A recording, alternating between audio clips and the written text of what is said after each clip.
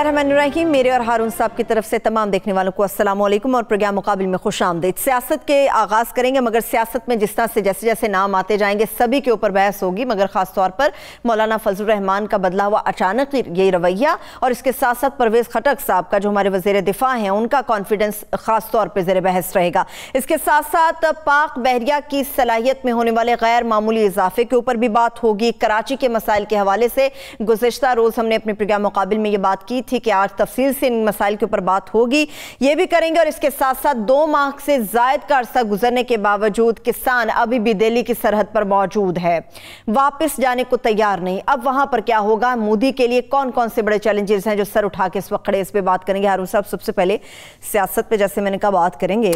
मुझे मौलाना साहब की कल भी आपने गुफ्तगू की थी, उनके रवैये में बदला हुआ ये अचानक जो एक तब्दील हुआ है रवैया, या 90 की डिग्री पे वो टर्न कर गए हैं, उसकी वजह क्या है ये बताएं। देखिए, मैं तो आपको शुरू दिन से बता रहा हूँ कि मौलाना, एक तो मैंने आपको ये बताया कि बिल्कुल पिंडी नहीं जाएंगे, डे 1 से मैं क्लियर था। याद दहानी कराऊं लोगों की, उनके मिजाज को, लोगों की याद दहानी कराऊं। जी प्रोड्यूसर साहब, जरा लोगों का हाफजा दोबारा सामने लेके आते हैं, जरा याद कराएं लोगों को। ना इस्तीफे होंगे ना धरना होगा, सारे बात कर रहे हैं। और अब जो मैं बात अर्ज आपसे करने लगा हूं उसमें तो आपको बिल्कुल यकीन नहीं आएगा। मौलाना भी बात कर रहे हैं, मौलाना फजलुर रहमान साहब जी, वो भी बात कर रहे हैं। जुलूस पिंडी नहीं जाएगा, जुलूस वहां जाएगा इस्लामाबाद। अच्छा, जाएगा, अगर जाएगा तो वहां जाएगा, जाएगा तो वहां जाएगा। हर्फ ब हर्फ सच हो गई आपकी बात हारून साहब। देखिए, उसकी वजह यह है कि आदमी के मिजाज को देखना चाहिए, स्टेटमेंट को नहीं देखना चाहिए, बिटवीन द लाइन्स जो मैसेज है उसको देखना चाहिए। अंदाज़ा गलत भी हो जाते हैं, कोई फख्र की बात नहीं है कि अंदाज़ा ठीक हो गया, बाज़ औक़ात गलत हो जाते हैं। मेरे लिए फख्र की बात है। गुजारिश ये है कि मौलाना फजलुर रहमान का ये मिजाज नहीं है अपोजिशन का। नंबर 1, अब अरसे से एक आदमी 20 साल से सरकारी सियासत कर रहा है, सरकारी वसाइल पे बल रहा है, उस पर ज़िंदगी गुजार रहा है, सर से पाँव तक करप्शन की दलदल में उतरा हुआ है। एक तर्ज ज़िंदगी इस तरह वजूद में आता है। नहीं, नवाज शरीफ के बारे में लोग कहते हैं ना बड़ी बहादुरी का मुजाहरा करेगा, थपकी रहेगी तो करेगा। ये मरियम का आप देख लेंगे, यानी है तो अंदाज़ा, कोई दावा तो नहीं करना चाहिए। मरियम से समझौता करना चाहिए इस्टेब्लिशमेंट, कोई बात ही नहीं है समझौता करना। और ये तो वो लोग हैं, वो एक साहब है, मैं नाम नहीं, तो बहुत मशहूर आदमी है, उन्हें समझाया कि भाई अगर आप नवाज शरीफ के साथ ना जाएं, 90 की बात है, तो आपके वजीर आजम बनने का चांस है। बिल्कुल चांस था। तो सारी बहस के बाद उन्होंने पूछा, अगर फ़र्ज कीजिए मैं वजारत में जाऊँ तो मैं कौन सी वजारत लूँ। ये सारी बहस का हासिल ये था, और होते होते उनकी हालत ये हो गई कि कौमी असम्बली का इलेक्शन भी नहीं जीत सके, 4-5 उनकी सिक्योर सीटें, नाम लेना मुनासिब नहीं of the record गुफ्त। Maulana opposition की सियासत नहीं कर सकते, मजबूरी से कर रहे हैं, यानी उन्हें खतरा है गिरफ्तारी का, और बिल्कुल सही खतरा है। ये मजबूरी है बस, तो वो करप्शन की है ना, बेताशा करप्शन की है। मतलब तो करप्शन इस तरह की जैसे कोई इसी आदमी को, भूखा आदमी हो और एक बावर्ची खाने में घुस जाए, किसी तरह चले जाए, इत्तफाक से चले जाए किसी के घर में, और इसकी परवाह ही ना करे, खाना खाना शुरू कर दे, घर वाले देख लेंगे क्या करेंगे। यानी इतना तहम्मुल भी ना हो कि घर वालों से कहे तो भाई एक मुसलमान का घर है, मैंने खाना नहीं खाया तो मुझे खाने का दो, खाना खिलाने का दो। मुस्लिम क्या गैर मुस्लिम भी, 99% चांस तो ये है, 90% तो है खाना मिले और सलीके से मिले। मगर भूख बाज हड्डियों में बहुत गहरी उतरी हुई होती है। वह कर्नल कज़ाफ़ी से पैसे लेते रहे, और उससे लेते रहे अपना सद्दाम हुसैन से जो लोग पैसे ले सकते हैं। जनरल मुशर्रफ ने अपनी काबीना को ब्रीफिंग दी थी कि इंडिया से नकद पैसे लिए मौलाना फजलुर रहमान, इंडिया से, और उस काबीना के लोग जिंदा हैं। अगर किसी, जिन साहब ने मुझे बताया था वो इस दुनिया से चले गए, वो सादिक और अमीन आदमी थे। सादिक और अमीन नहीं कर, सॉरी मैं खुद मना कर दूँ, सच्चे आदमी थे, अमानतदार आदमी थे, कभी उन्हें मैंने गलत बयानी करते नहीं देखा। उस काबीना के लोग जिंदा सलामत हैं, और मुमकिन है उनमें से कोई गवाही दे। बहरहाल मुझे उसमें कोई डाउट रत्ती बराबर भी नहीं।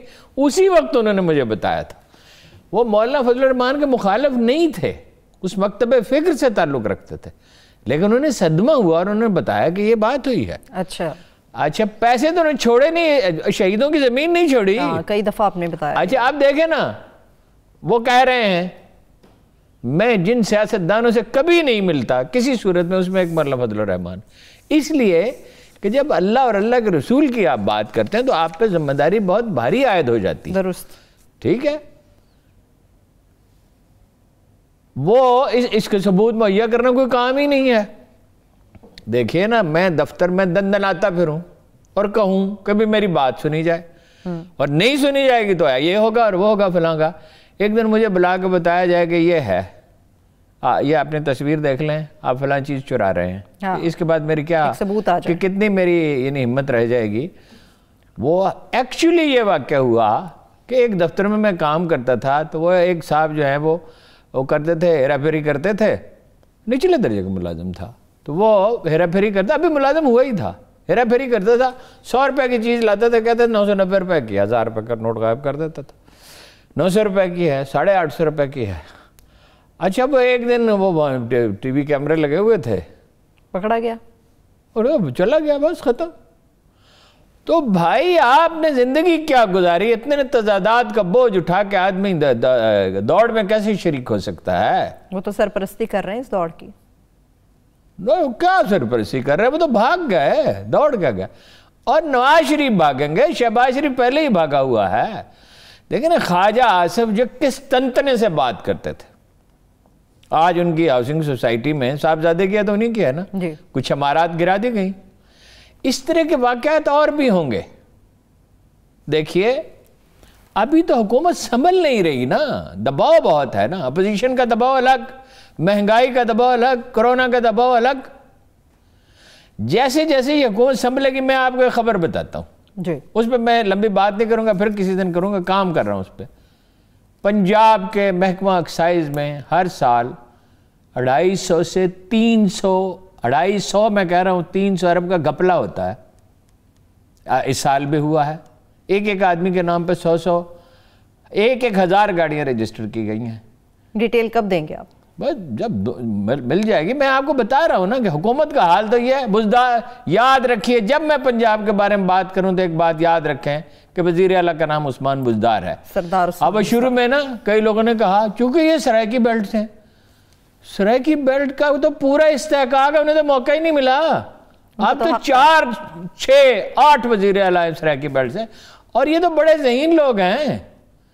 نوابزادہ نصر اللہ خان کہاں کے تھے؟ بزدار صاحب پہ آپ بہت سے ہیں. مصطفیٰ خیر کہاں کے تھے؟ بہت سے لوگ ہیں. دیکھیے یہ متحمل ہو ہی نہیں سکتے. میں نے آپ سے بالکل واضح الفاظ میں کیوں کہا تھا کہ ان کا رابطہ ہے؟ اس لیے کہ مجھے پتا تھا کہ رابطہ ہے، اور پچھلے میں بھی جب آئے تو رابطہ تھا، اور انہیں ان سے کچھ بات چیت کی گئی تھی. اب اس بات چیت کی obviously ہمیں تفصیل معلوم نہیں ہے، لیکن سگنل انہیں کوئی دیا گیا. آج بھی کچھ لوگ کہہ رہے ہیں کہ 7-8 مہینے میں عمران حکومت چلی جائے گی. یہ ایک ایجنڈا ہے جو سیٹ کرنے کی کوشش کی جا رہی ہے. ضروری نہیں کہ وہ سازشی لوگ ہوں، ضروری نہیں وہ جھوٹے. بھائی آدمی سورس پہ ڈیپینڈ کرتا ہے، اور بعض اوقات اس میں غلطی بھی ہو جاتی ہے. اچھے بھلے لوگ بھی بعض اوقات جو ہے بھائی کیسے چلی جائے گی؟ جانے کو تو کل چلی جائے. کوئی ہم غلطی بڑی کر بیٹھے، بلنڈر کر بیٹھے. بھٹو صاحب نے کیا کہا تھا؟ یہ باٹی دروازے میں کیا کہا تھا؟ کیا ہے اگر میں تھوڑی سی پیتا ہوں تو کیا ہے؟ خون تو نہیں پیتا. اس طرح کی کچھ اور چیزیں. خیر سیریس بھی تھا، واقعات بھی ہوئے تھے اس سے پہلے. بات یہ ہے کہ بلنڈر کریں دوسری بات ہے. وہ چلے جائیں اور وہ گئے تو اپنے بوجھ سے گریں گے، جس طرح سایہ دیوار پہ دیوار گرے. ٹھیک ہے نا؟ ان کے ہاتھوں نہیں جانے کے. ایک حجام نے کمال کا تبصرہ کیا، کسی نے مجھے سنایا، محترمہ مریم نواز کی سیاست پہ. بھائی یہ تو ایسے ڈانٹ رہی ہے جیسے ملک ان کا تھا اور عمران خان نے قبضہ کر لیا، جیسے کسی کے گھر پہ قبضہ کر لیا. کیا تنتنا ہے؟ یہ لفظ تنتنا تو نہیں اس نے استعمال کیا. یہ لوگ سمجھتے ہیں ہم جو چاہے کرتے پھریں. او بھائی یہ علت و معلول کی دنیا ہے. کوئی واقعہ ہوتا ہے تو اس کی ریزن ہوتی ہے اور اس کے نتائج ہوتے ہیں. علت و معلول اس کو کہتے ہیں. ٹھیک ہے؟ ایکشن کا ری ایکشن. یہ ہر چیز کا ایک نتیجہ. آئنسٹائن نے کہا تھا کہ ایک تجربہ آپ نے کر لیا اور اس کا نتیجہ ایک نکلا، آپ 1000 دفعہ وہ تجربہ کر لے وہی نتیجہ وہی نکلے گا. وہی نتیجہ نکلے. ان کا یہ خیال ہے یہ تو چمبا اس کے 2 کمرے جو ان کے نام پہ تھے لاہور کے، اس کا تو مجھے پتہ ہے سارا سال. اور ایسی کتنی چیزیں نکلیں گی. 600 کنال اپنے نام زمین، بھائی کے نام زمین، بیٹے کے نام زمین، دوستوں کے داماد کے نام زمین، دوستوں کے نام زمینیں، جاننے والوں کے نام زمینیں. اس کا کیا حساب یہ دیں گے؟ یہ ٹھیک اسی طرح ڈائلیوٹ ہوتے جب وہ تو سڈنلی ایک دن واقعہ ہوا تھا نا الطاف حسین کا، یہ بھی ڈائلیوٹ ہوتے چلے جائیں گے. مدارس میں کیا ریپوٹیشن باقی رہے گی؟ پھر ساتھی اٹھ کھڑے ہوئے. ویسے تو اللہ کے فضل و کرم سے حافظ حسین احمد صاحب کو جب تک ٹکٹ ملتا رہا اور مولانا شیرانی جب تک نظریاتی کونسل کے سربراہ رہے انہیں کوئی خاص شکایت نہیں تھی. بات سچی کرنی چاہیے. ٹھیک ہے، لیکن جنہوں جب حصہ ملنا بند ہو گیا، حصہ رسیدی بند ہو گیا تو اصول یاد آ گئے. وہ منظور بھٹو صاحب کا ایک بیان تھا، اس میں مرحوم عباسط نے سرخی لگائی. وہ انہوں نے بے نظیر کے خلاف بیان دیا. منظور بھٹو نے وزیر اعلیٰ تھے اور وہ آن ہز وے آؤٹ تو نے بیان دیا حصہ دو، حساب دو یا حصہ دو. وہ بڑی کمال کی سرخی جماتے تھے، حصہ دو یا حساب دو. یہ تو اصل میں جب تک یہ مجموعی، لیکن اب ساتھی اٹھ کے کھڑے ہو گئے اور وہ گواہی دیں گے. ان کو تو یہ بات یوم قیامت وہ کیا کہا گیا تھا نا، ہاتھ پیر گواہی دیں گے. دنیا میں ہاتھ پیر تو نہیں گواہی دیتے، دے بھی سکتے ہیں کبھی کوئی سائنس اتنی ترقی کر لے گی تو یہ ہاتھ پیر تو ان کے خلاف گواہی دے. اب آ جائیے اس پہ پرویز خٹک وہ ان کا کانفیڈنس ہے یا اوور کانفیڈنس ہے؟ پہلے یہ بتائیں آپ. نہیں وہ اوور کانفیڈنس چڑے ہوئے ہیں. اوور کانفیڈنس تو ہے ہی، اوور کانفیڈنس تو ہے ہی، چڑے ہوئے ہیں کہ مجھے وزیر اعلیٰ بننا تھا. اب یہ معاملے کی خرابی اب نہیں شروع ہوئی ہے، یہ اتفاقی واقعہ نہیں. جب یہ وزیر اعلیٰ تھے انہوں نے مضبوط گروپ بنا لیا تھا اور عمران خان صاحب بے بسی اور لاچارگی محسوس کرتے تھے. یہ عثمان بزدار اور محمود خان، یعنی پنجاب کا محمود خان یہ ہے اور وہ پختونخوا کا عثمان بزدار ہے. یہ کیوں چنے عمران خان؟ ایک وجہ یہ بھی ہے کہ بھئی یہ تنگ کرتے ہیں. ٹھیک ہے نا، یہ تو پالیسی ڈیسیژن ہوا تھا.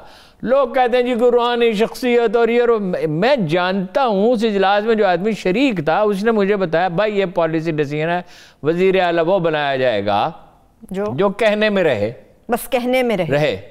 کیونکہ انہوں نے اپنے تمام رشتہ دار جو ہیں ارکان اسمبلی بنوا دیے تھے، بہن بھائی بھتیجے وغیرہ وغیرہ، دور کے رشتہ چیزیں بھی سامنے آئی تھیں. اچھا اب وہ کہہ رہے ہیں، آپ ذرا دعویٰ ملاحظہ فرمائیں کہ میں جس کے ساتھ ہوتا ہوں وہ آگے بڑھتا ہے اور میں جسے، یہی خلاصہ ہے نا، وہ آسمان پہ جو میں پیچھے رہتا تم یہ نشہ خودی کا چڑھا آپ میں رہا نہ گیا، خدا بنے تھے یگانہ مگر بنا نہ گیا.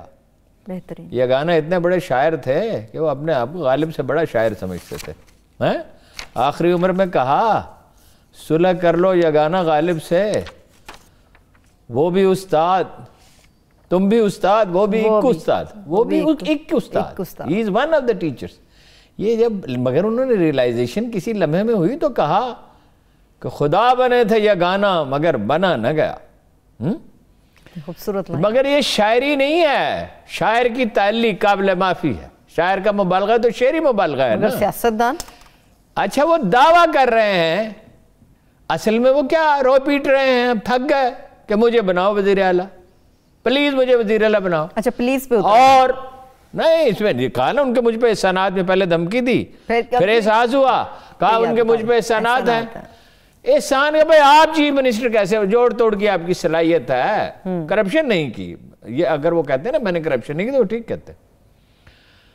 لیکن آپ ایک دن تحریک انصاف میں شامل ہوئے 2012 میں اور چیف منسٹر بنا دیے گئے. آپ کو کون چیف منسٹر بناتا تھا؟ آپ کو تو بطور آپ جب وزیر ہے تو کوئی جانتے، جوڑ توڑ کی صلاحیت ہے ان میں، کرپشن نہیں کی. ٹھیک ہے.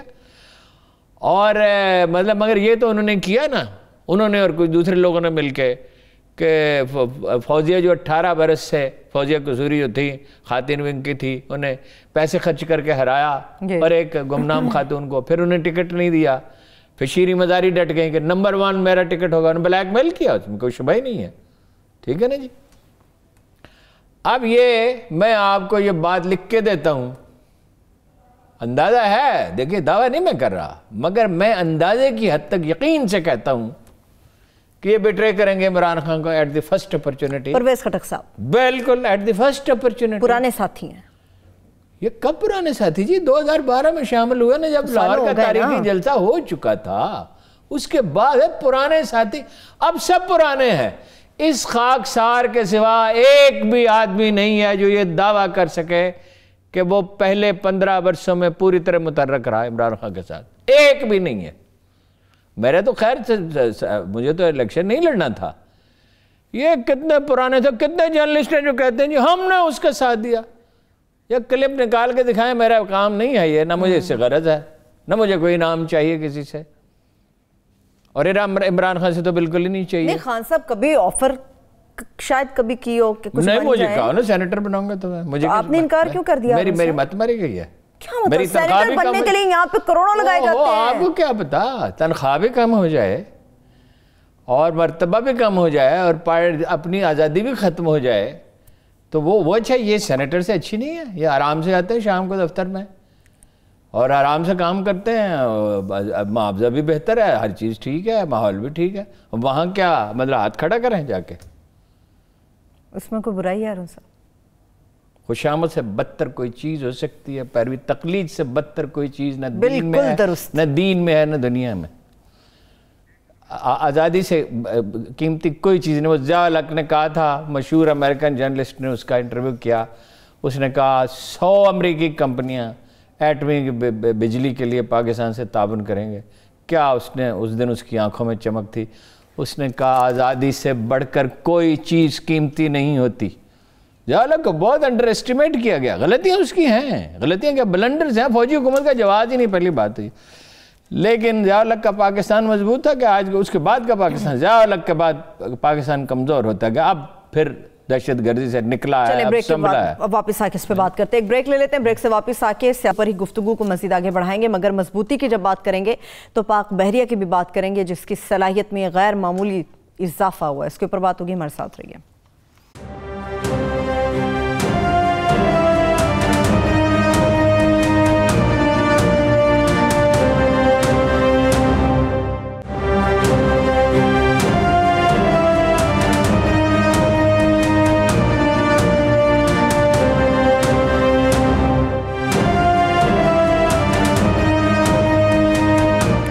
Welcome back. سیاست کے اوپر اور بھی کچھ بات کرنی ہے ارون صاحب. سب سے پہلے تو یہ ابھی سے تھوڑی دیر پہلے جو خبریں آ رہی ہیں, مہنگائی اور بڑھ گئی ہے, مصنوعات پیٹرولیم مصنوعات کی قیمتوں میں اضافہ ہو گیا. کہا مہنگائی کم ہو گئی ہے. مجھے تو خبر پیٹرول کی نظر آ رہی ہے ارون صاحب, وہ بڑھا دیا. بھائی یہ خوابوں کے دنیا میں رہتے ہیں. کبھی کبھی خان صاحب ایسی عجیب و غریب بات کرتے ہیں. مہنگائی کم ہو گئی ہے, ساتھ ہی پیٹرول کی قیمت 3.25 روپے لیٹر بڑھ گئی, تو مہنگائی بڑھ گئی نا. جیسے ہی یہ فکرہ نشر ہوا مہنگائی بڑھ گئی, اور چند چیزوں کی قیمتیں گری بھی تھیں, چند چیزوں کی, اور یہ ہمیشہ ہوتا ہے. زیادہ تر کی بڑی. جب اس طرح کا بیان دیتے ہیں, وہ کہتا مٹر جو ہے 7 روپے کلو, پھر ڈاکٹر فردوس عاشق کمار نے کہا تھا, اور وزیر خزانہ صاحب نے کہا تھا 17 روپے کلو ٹماٹر بک رہے ہیں, جبکہ 100 روپے بک رہے ہیں. کسی سے سن لیا؟ چلیے, جب آپ غیر محتاط بیان دیتے ہیں, پھر اب انہوں نے اعلان فرمایا کہ میں لوگوں سے بات کیا کروں گا. کل بات کریں گے. سوال ہی نہیں پیدا ہوتا. کیوں؟ کوئی کچھ کیوں کا کیا مطلب؟ نمبر بھی جاری کیا انہوں نے, تو آپ فون کریں بات کریں. نمبر کیا ہوتا ہے؟ چیز کی لاجک دیکھنی پڑتی ہے. انہوں نے کہا تھا میں پارلیمنٹ میں سوالوں کے جواب دیا کروں گا. یہ کہا تھا. وہ جاتے ہی نہیں پارلیمنٹ میں. بھائی ایک چیز پریکٹیکلی پاسبل نہیں ہے. یہ جو ایک ہمارے یہ گمکس پالیٹکس میں شعبدہ بازی ہے. وہ کہا جائے ہمارے ایک تو وائزوں نے نا جو تاریخ سے بالکل ناشنا یہ تاثر دیا کہ ساری کوئی 40 ملکوں پہ جو اب دنیا مشتمل ہے, وہ جناب عمر فاروق اعظم کی حکومت تھی, اور جناب عثمان غنی کی بھی. تو وہ حضرت عمر دنیا کے ہر شہر میں موجود ہوتے تھے اور بتاتے بھائی وہ کبھی کبھی مدینہ منورہ میں رات کو, جو ایک بستی جس کی آبادی مختلف ہیں, آرام اور رخین کی 2000 سے 5000 تک تھی, تو کتنی بڑی آبادی تھی. یعنی لاہور کا ایک بہت چھوٹا سا محلہ بھی, اس سے بھی چھوٹی, تو اب بھی مدینہ منورہ چھوٹی سی آبادی.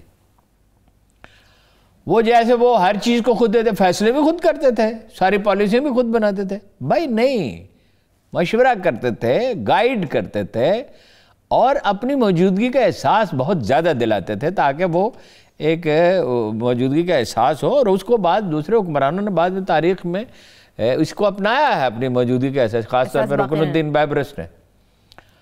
تو یہ ٹیلی فون پہ کتنے دن بات کریں گے؟ کل ایک دن کا ابھی تو کہا ہے شام 4 بجے ہوگا. نہیں کل کر لیں گے. اچھا ایک دن کے لیے کر لیں گے. مستقل طور پر نہیں ہو سکتا یہ کام. یہ پاسبل نہیں ہے, یہ لاجیکل نہیں ہے. جس چیز کی منطق نہ ہو اس کو نہیں ماننا چاہیے. ممکن اپنی موجودگی کا احساس دلانے کی کوشش کرے ہو وزیر اعظم آپ کے درمیان موجودگی کا تو وہ اتنا احساس دلاتے ہیں. دیکھیے اس کا دوسرا اسپیکٹ بھی ہے, پاور ان سین ہوتی ہے. جو آدمی ہر وقت ٹیلی ویژن پہ نمودار ہو اس کا رعب کم ہو جاتا ہے. ٹھیک ہے. ٹیلی ویژن پہ آج کل سعد رفیق صاحب بھی کافی زیادہ ہمیں نظر آ رہے ہیں. وہ کہتے ہیں جس ڈی ایس پی نے کھوکھر برادران کے گھر کے خلاف کارروائی کی ہم اس کے خلاف قانونی چارہ جوئی کریں گے. قانونی چارہ جوئی بے شک کریں. باقی وہ تو آج کوئی ٹکر چلتے رہے کہ یہ افسروں کو دیکھ لیں گے اور یہ کر لیں گے. نہیں کیا دیکھ لیں گے. ابھی اصل میں پتہ ہوا کیا ہے؟ ہوا یہ ہے کہ کسی سیانے نے عثمان بزدار بیچارے کو تو ککھ کا پتہ نہیں, اردو میں وہ مفہوم ادا ہی نہیں ہو سکتا جو لاہور کے راستوں کا نہیں پتہ. نہیں سرائکی میں بہت میٹھی نہیں, بہت فصیح زبان. میٹھی تو ہے ہی, بہت فصیح زبان ہے. بات یہ ہے سرائکی میں کہیں گے کئی شاید پتہ ہے نہیں. بات یہ ہے کہ وہ ابھی کسی نے ان کو سمجھایا, انہوں نے کچھ پولیس افسر تبدیل کیے خاص طور پہ ایس ایچ او.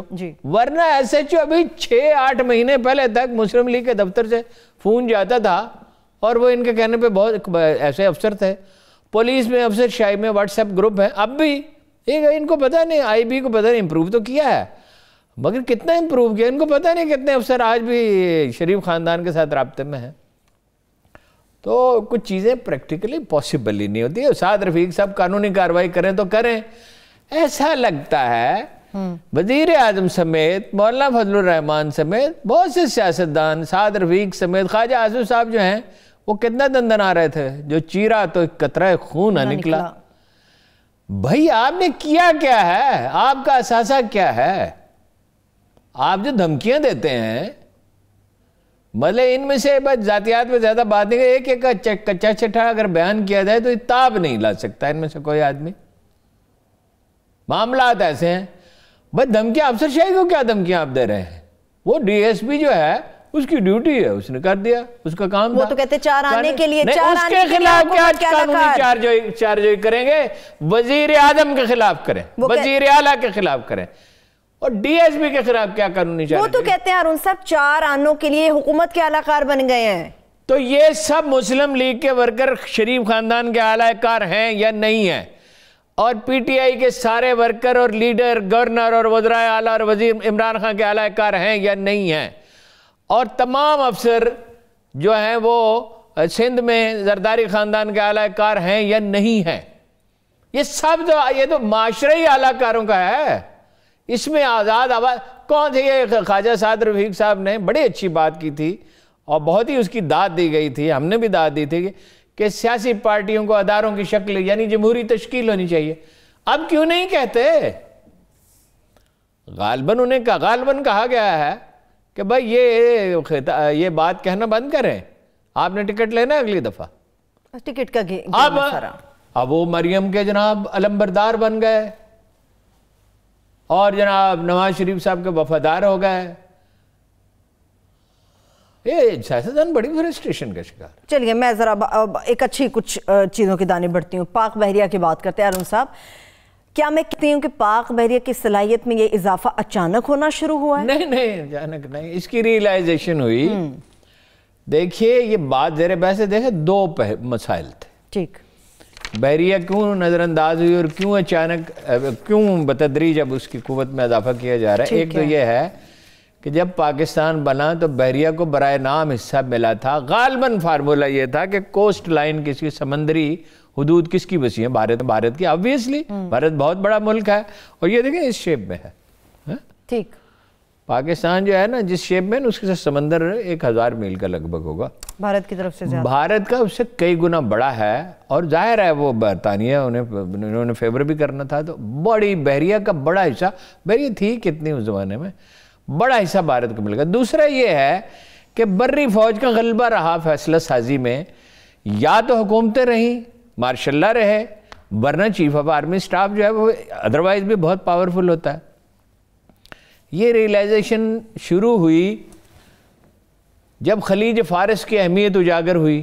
ٹھیک, پھر جو پچھلے ایک عشرے میں 15-20 سال میں جو واقعات ہوئے عالم عرب میں، بحیرہ احمر میں، بحر ہند میں، خلیج فارس میں، اور اب خلیج فارس کی اہمیت بے پناہ ہو گئی. تیل دنیا کا آدھے سے زیادہ وہاں سے گزرتا ہے. 2 بڑی اکانومیز انڈیا کی اور بھی بہت سی اکانومیز، مطلب افغانستان بھی کہاں سے جائے گا، اور چین کی، اس کے لیے تیل کہاں سے جائے گا، یہاں سے جائے گا.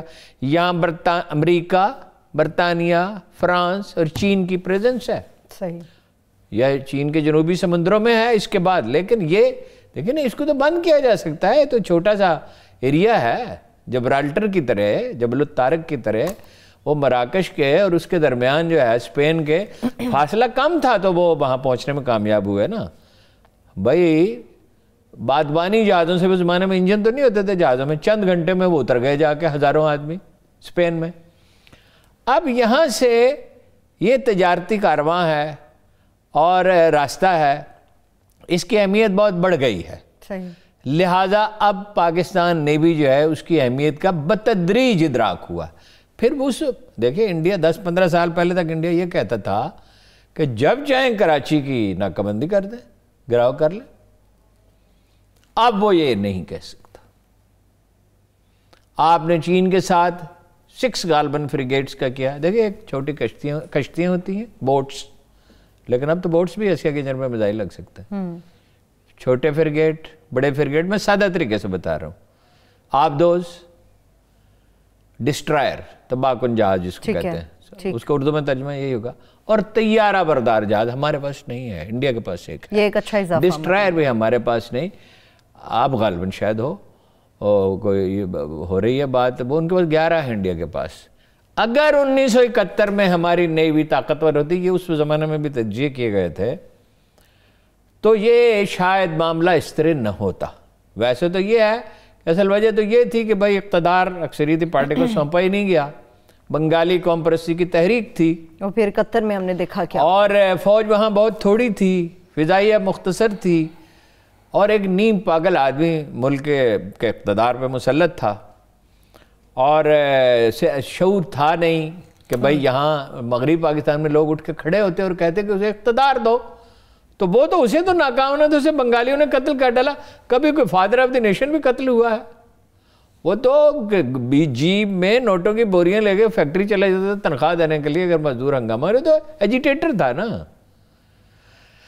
بات یہ ہے کہ وہ، مگر پھر بھی یہ اس کی بڑی اہمیت تھی. اگر نیوی ہوتی اس وقت تو یہ حالات جتنی ہم افورڈ کر سکتے تھے اتنی بھی نہیں تھی، تو یہ نہ ہوتا. اب دیکھیے، اب ان سب چیزوں کی وجہ سے اب ہم نے ترکی سے بھی معاہدے کیے ہیں. جی دفاعی. چینی کانشس ہیں، انہوں نے بھی ہمیں یہ راستہ دکھایا.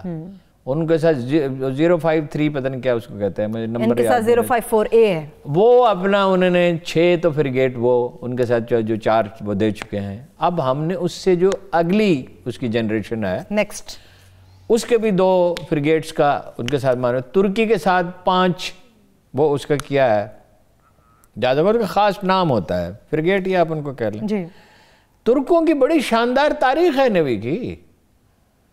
یہ ترکوں میں تو ایک زمانہ وہ تھا، عربوں نے اور ترکوں نے دونوں نے سمندروں پہ اس طرح حکومت کی ہے کہ یورپ سے تو کوئی آ ہی نہیں سکتا تھا ان کی اجازت کے بغیر، اور عرب پہلے پہنچے تھے. اب یہ پراپیگنڈے کا زمانہ ہے نا، مغرب جس تہذیب کا غلبہ ہوتا ہے اسی کی بات سنی جاتی ہے. مسلمان امریکہ پہلے پہنچے تھے، اور بحری جہازوں پہ مسلمانوں نے بہت تجارت کی تھی. مغلوں کی ناکامی کی وجوہات میں سے ایک یہ ہے، پسپائی کی وجہ وہ نیوی بنائی ہی نہیں، بڑی نہیں، چھوٹی بھی نہیں بنائی، اور ماڈرن ایکوپمنٹ کی طرف گئے نہیں. بابر تھا، بابر نے توپ بنائی تھی.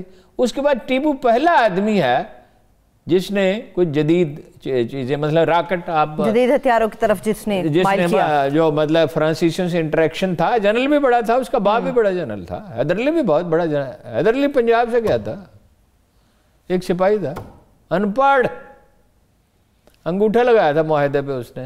وہ جنرل کا نام ہے بھول گیا. اس نے اس کی طرف دیکھا، یہ جنرل ہے، ایک مطلب حکمران ہے، انگوٹھا لگا. اس نے کہا میرا انگوٹھا نہ دیکھو، میرا ماتھا دیکھو، میرا ماتھا دیکھو کتنا روشن ہے. تو یہ نیوی جو ہے یہ اب وہ جو قصہ ختم ہو گیا. اچھا پھر بالا کوٹ والے حملے کے بعد یہ ضرورت محسوس ہوئی ہے. یہ جو میٹنگز ہوئیں اس میں یہ بات ڈسکشن ہوتی رہی کہ نیوی کو پاورفل ہونا چاہیے. دیکھو حملے کا اگر خطرہ ہے خدا نہ خواستہ تو پاکستان میں حملے کا خطرہ بہت کم ہے، لیکن آپ اس بنیاد پر لمبی تان کے نہیں سو سکتے. اصول یہ ہے دشمن کو کبھی کمزور نہ سمجھا جائے. جیسے ہی آپ ریلیکس ہوں گے، ریلیکس ہوئے مغل. یہ سلیمان دی میگنیفیشنٹ کی فتوحات کے بعد کئی درجن یورپی ملکوں میں اس کی پریزنس تھی. بعد میں اس نے قبضہ ہی کر لیا اور بعد میں مطلب یہ کہ وہ اس کے وجود کا احساس تھا. اس کے بعد مسلمانوں میں یہ خیال راسخ ہو گیا کہ اب ہمیں کبھی زوال نہیں آئے گا. ادھر سلیمان دی میگنیفیشنٹ تھا، یہاں اسماعیل صبی تھا ایران میں، یہاں اکبر اعظم تھا. تو یورپ کہاں تھا؟ ایک بات مجھے یاد آ گئی جو پہلے آپ سوال کر رہے تھے، اوور کانفیڈنس کی. نپولین کیوں مارا گیا تھا؟ میرے پاس ایک کتاب ہے، برسوں پہلے میں نے خریدی، پوری نہ پڑھ سکا، مگر اس کے ایک دوست کے ساتھ خط و کتابت ہے نپولین کی، جو روس میں جو سفیر ہے. وہ اسے کہتا ہے روس پہ حملہ نہ کرو. وہ کہتا ہے تم زار سے مروب ہو گئے. وہ بار بار کہتا ہے کہ اسے کچھ فائدہ نہیں. نپولین برباد ہوا روس میں. یہ اوور کانفیڈنس کا نتیجہ ہوتا ہے کہ یورپ کو تو وہ رون چکا تھا تقریباً. ہٹلر حلیف تھا اسٹالن کا، اور دماغ میں خرابی آئی، بہت سے ملک فتح کر لیے تھے، خرابی آ گئی دماغ میں. روس میں 2 بڑے فاتحین جو ہیں وہ دفن ہوئے. نپولین تھک گیا نا، دیکھیں نا، برف نے مار ڈالا نپولین کی فوج کو. وہ تھکی ماندی واپس آئی. پھر وہ فوج وہ رہی نہیں. جنرل تو وہ بہت بڑا تھا، یعنی تاریخ کے عظیم ترین جنرلز میں تو اب بھی اس کا شمار ہوتا. باقی نہ رہا فوج کے اندر. یہ جو اوور کانفیڈنٹ ہے، مولانا فضل الرحمان، یہ وہ، اور یہ سعد رفیق صاحب تو خیر فرسٹریشن کا شکار ہے. اور یہ اس کا زوال تو شروع ہو گیا پرویز خٹک. اس کے بعد عمران خان اس پہ اعتماد کرے گا. اچھا وہ میسیج بھی دے رہے اسٹیبلشمنٹ کو. یہ میں آپ کو وثوق سے کہتا ہوں، یعنی میرا تجزیہ ہے، کچھ اطلاعات ہے وہ بھی آپ کو بتاتا ہوں. نئی پولیٹیکل پارٹی ضرور بنیں گی جب شکست و ریخت ہوگی. 14 آدمی لاہور کے ایک مشہور شخصیت کے پاس گئے MNA، اور انہوں نے کہا کہ آپ ہمارے لیڈر بن جائیں، ہم گروپ بنا لیں. اور ان کا تعلق مختلف پارٹیوں سے تھا. اس نے انہیں کہا کہ بھائی میں تو نہیں اس طرح کے کھیل میں شریک ہونے کے لیے تیار نہیں، میری عمر زیادہ ہو گئی. حالانکہ صحت مند آدمی ہیں وہ. تو پھر وہ ان سے بھی 10 برس بڑے آدمی کے پاس گئے. اچھا، بے چینی تو ہے، اور یہ متشکل ہوگی کہ نئی سیاسی جماعت کی شکل میں مختلف جگہ، یعنی اس کی امکانات پیدا ہو گئے. نواز شریف صاحب جو کر چکے ہیں اس کی قیمت انہیں چکانی ہے. ذرا دیکھو پرویز خٹک نے ایک بات ٹھیک کہی، اگرچہ میرا خیال ہے کہ وہ کہی تو دھمکی کے لیے کہ مولانا فضل الرحمان اور زرداری اور نواز شریف گرفتار ہوں گے. نواز شریف تو خیر وہاں ہیں، وہ کیا گرفتار ہوں گے؟ اور زرداری صاحب جو ہیں ان کی تو وہ لاہور والے کیا کہتے ہیں، پتنگ کو کیا ڈھیل دی ہوئی ہے، گڈی کو ڈھیل دے دیتے ہیں، جو اچھا کھلا چھوڑ دیتے ہیں. اور مولانا فضل الرحمان نے تو بات ہی مان لی. میں اس کے ساتھ ہی بریک پہ جا رہی ہوں ہارون صاحب. ضرور چھوڑیے، میں ایسے کوئی سوال کروں گی بریک پہ تو آپ نے ایسے دھمکی دی جیسے اٹھ کے جا رہی ہیں. میں کوئی اور سوال کر لوں گی تو پھر آپ مجھے انفارمیشن نہیں ابھی فی الوقت دیں گے. ایک چھوٹی سی بریک لے لیتے ہیں، ایک بریک کی طرف چلتے ہیں. جب بریک سے واپس آئیں گے تو کراچی کے مسائل کے اوپر بھی بات ہوگی اور بھارتی کسان کے احتجاج کے اوپر بھی بات ہوگی. ہمارے ساتھ رہیے.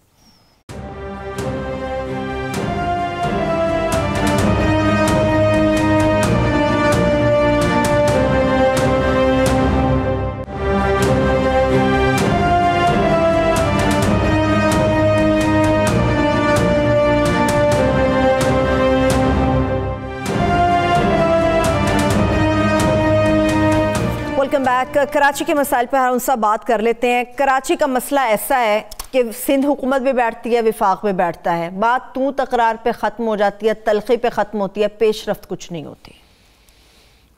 بات یہ ہے اس میں دونوں ذمہ دار ہیں، ورکنگ ریلیشن شپ ہی نہیں ہے. انہیں ان پہ اعتماد نہیں ہے، اور اس کے جواز بھی ہے کہ وہ پیسے تو وہ کھا جاتے ہیں، زرداری صاحب اور ان کا ٹولہ، سارے بھائی بھی بہن بھی. صاحبزادے جو ہیں ان کا نام تو نہیں آتا، لیکن ظاہر ہے صاحبزادے کو بھی کوئی اعتراض نہیں ہے. مراد علی شاہ کو کسر نہیں چھوڑتے. وزیر اعظم وزیر اعلیٰ اسی لیے بنائے گئے ہیں نا. اور مطلب جیسے کل کہا تھا 70,000 روپے 14 ارب روپے کی گندم غائب، 7 ارب کی نہیں 14 ارب روپے کی گندم غائب ہوگی. پھر انہوں نے وہ پیسے واپس بھی کیے، پھر انہوں نے افسروں کو ڈیوٹی پہ بھی لگا دیے گئے، ان کی ترقیاں بھی ہو رہی ہیں. یعنی یہ عجیب ملک ہے.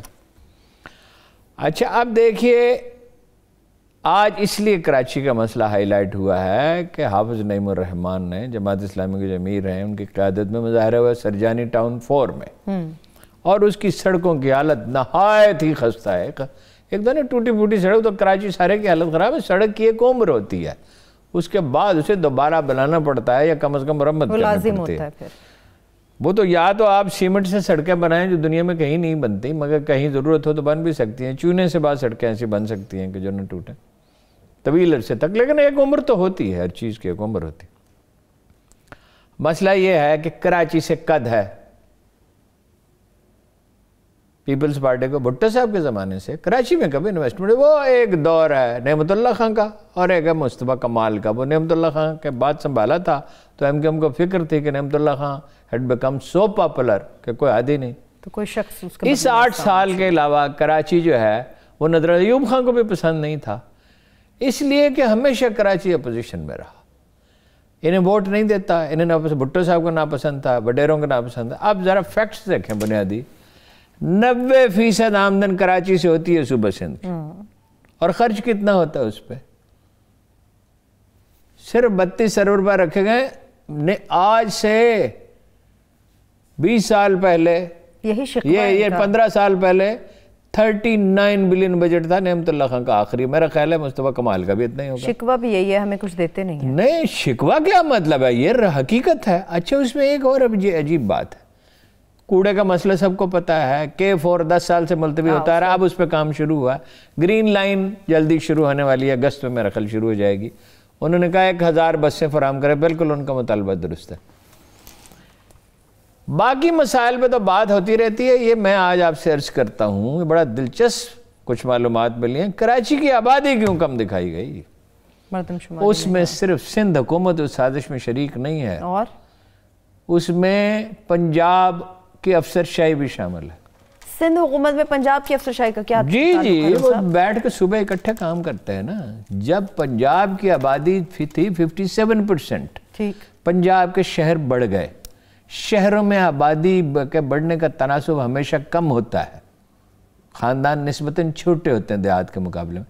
پنجاب کی آبادی ماہرین کا اندازہ کہ 48% رہ گئی ہے.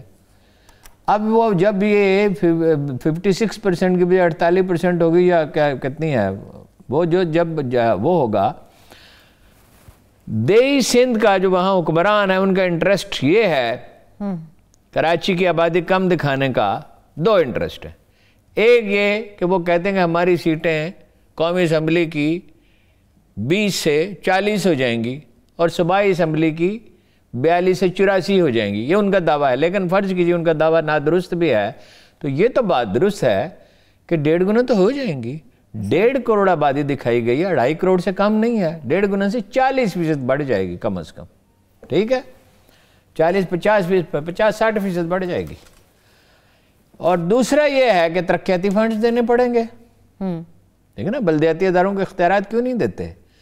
یہ سب سیاستدانوں کا، ان کو جمہوریت اپنے لیے چاہیے، عوام کے لیے نہیں. کراچی کے لوگوں کا گناہ کیا ہے؟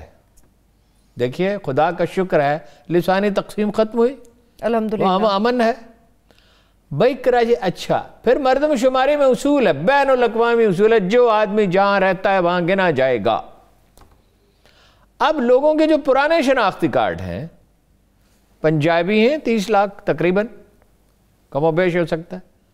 بلوچستان سے زیادہ بلوچ جو ہیں وہ وہاں رہتے ہیں. پشتونوں کا سب سے بڑا شہر کراچی ہے دنیا میں.